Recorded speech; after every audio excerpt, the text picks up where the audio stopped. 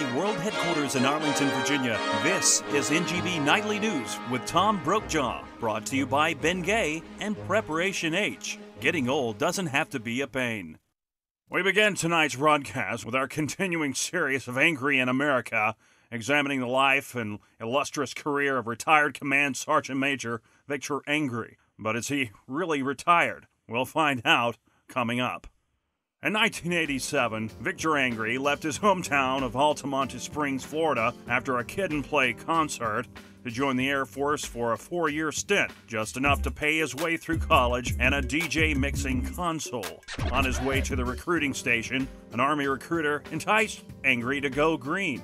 At 19, Angry enlisted as a flight operations coordinator. Ironically, Angry would spend most of the next 18 years at Air Force bases around the world, climbing the ladder as an NCO and Army aviation support. Angry's career wasn't marked by selfless promotion and personal gain, but by making a difference in the mission at hand and the lives of soldiers around him. But even the best effort wasn't good enough for Angry, according to one of his co-workers. As I was running across the finish line for doing the APFT, you told me I should not be smiling.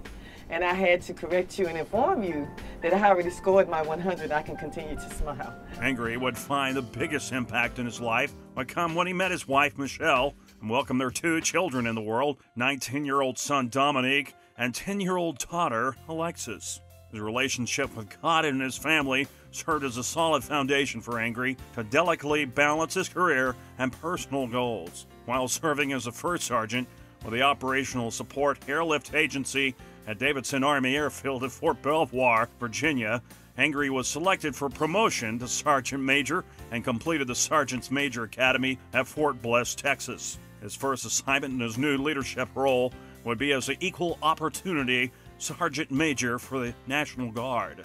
Angry was a rising star and quickly earned the promotion to Command Sergeant Major and returned to the Operational Support Airlift Agency at Fort Belvoir. In June 2009, Command Sergeant Major Angry was honored to be selected as the interim Command Sergeant Major of the Army National Guard.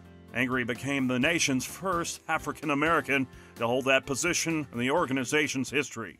But during his last tenure at the NGB, while he worked with the IG Inspection Division, co-workers would say that power went to Angry's head. Although I believe you showed the badge more than you inspected. Lieutenant Colonel and I appreciated the knowledge, expertise, energy, and professionalism that you brought to the Inspection Division team. Along the way at NGB, his co-workers accused him of using pearl cream and other anti-aging products and sleeping in oxygen tents. Ladies and men alike want to know what keeps Command Sergeant Major Angry looking so young. When I first seen Sergeant Major Angry, I was like, he's too young to be my Sergeant Major, but less and behold, he was, and he was a very good Sergeant Major. While some of his co-workers say he has a youthful appearance, others say he's scary. They're like, hey, come meet Sergeant Major Angry. I'm like, Sergeant Major Angry? I don't think I want to meet this guy. I'm scared. But actually, when I met you, you turned out to be a really awesome Sergeant Major. You always had lots of wisdom, things to share. I always felt like I got smarter when I was around you because you'd always share anything that you had, you were willing to share, and I really appreciate it.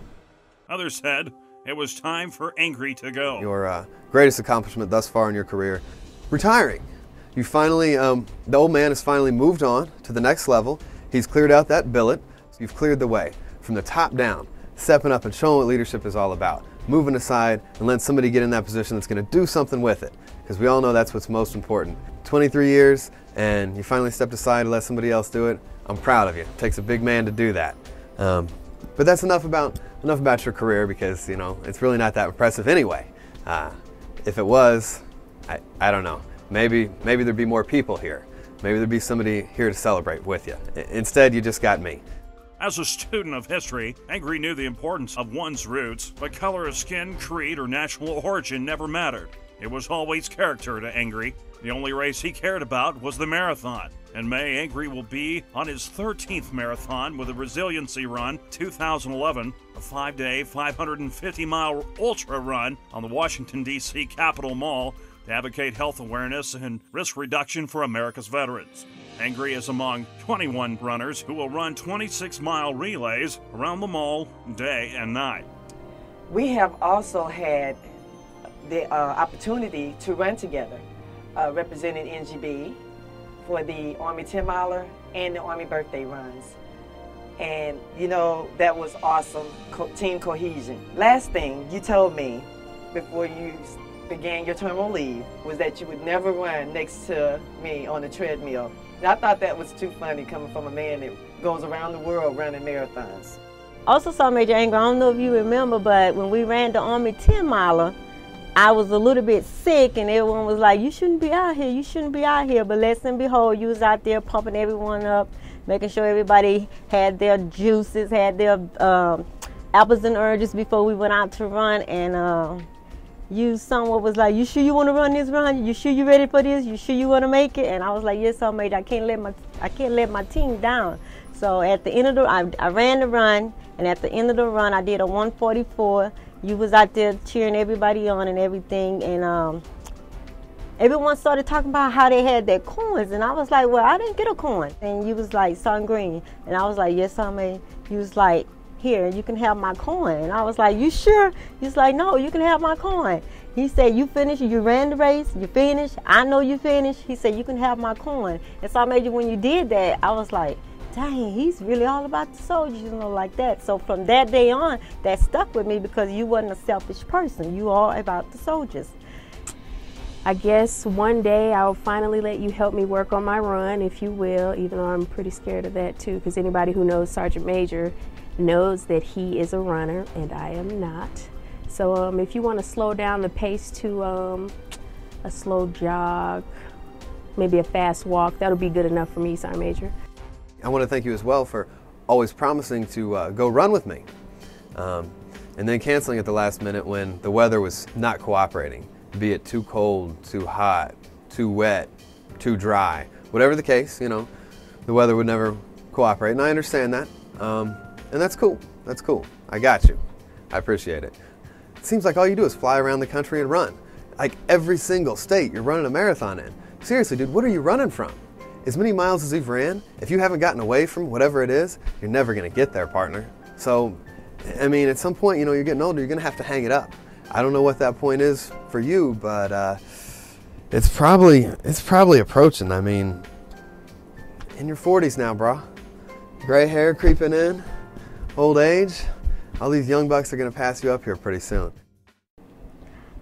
I love you, Sergeant Major. I'm going to miss you dearly, but I will see you one day. I will see you very soon. Man, Sergeant Major Angry, Michelle, Anthony, and Alexis, may God continue to bless you throughout your future endeavors. I love you. You will truly be missed. Your wingman, Major Patricia Barnes. Once again, thank you so much. I appreciate all that you've done for me. And like you said, you'll be around to continue to spread that wisdom. And as always, you're my hero, and when I grow up, I want to be just like you. You're a beast. You're a beast of a man.